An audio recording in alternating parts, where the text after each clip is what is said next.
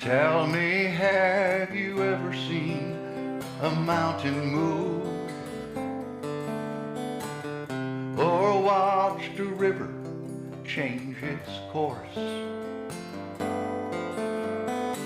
Well, every day around us we see living proof that deep inside us we all have that choice.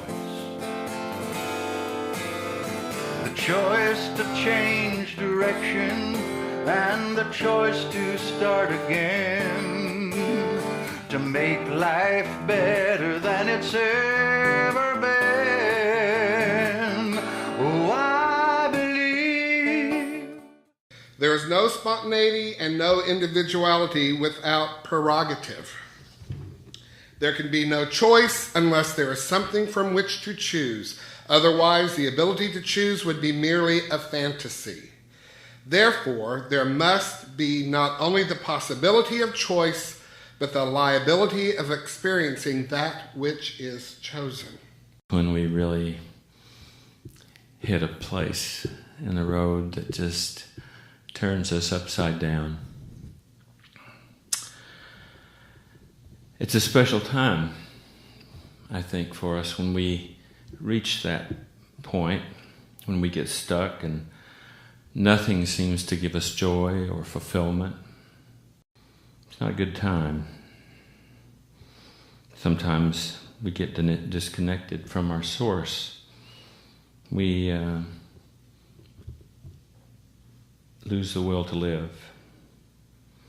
Dark night of the soul, I think, comes from change in our lives. Change in our lives that our ego is not willing to accept. Because our ego knows us a certain way, and it likes that way. It likes that idea of who we are. It likes that idea of what we think life is and what we think joy is. It likes to stay right there. But occasionally something happens that takes us out of that mental comfort zone. It's kind of the ego's unwillingness to let go of what we think life is and who we are. And you know, the first thing I do is try to cover it up. I try to hide.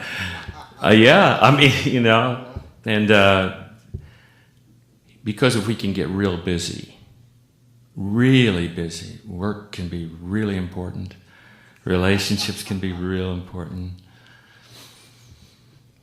perhaps blue ribbon can be really important. We don't know what to do. We can't feel the feelings. We can't even talk about it. You got to trust this. You got to trust this. You got to have faith. We go through a lot of training through the first 2 years, and then through practitioner work, and then into the ministry work. And all the time, we're trying to get it right, and we're trying to get our lives right at the same time. And we're not supposed to have problems, and we're supposed to breeze right through this stuff, It's supposed to be so dang easy. But it's not. And so what we do is we take this teaching, we turn it around and use it to satisfy our ego by saying, life is good, I'm good, everything's good, I'm positive, you're positive, I love you, everything's good, I'm positive, you're positive. Bull crap. It's just another substance, another tool to cover up the pain that comes from the ego's unwillingness to accept change. I'm here to tell you that every dark night of the soul in my life that I escaped from became the most beautiful, most wonderful new opportunity that I could ever imagine. I couldn't even have dreamed up some of the things.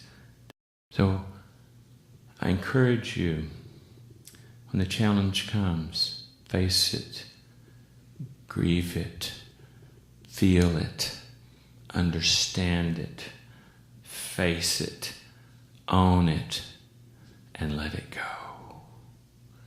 Look for the blessing that's on the way, for it surely is there. And yes, 1,000 things have gone right today, and yesterday did too. Man, the fish were jumping and the birds were singing and the flowers were in bloom. Sometimes it feels like happiness cannot be bought or borrowed, but 1,000 things went right today, and they will again tomorrow.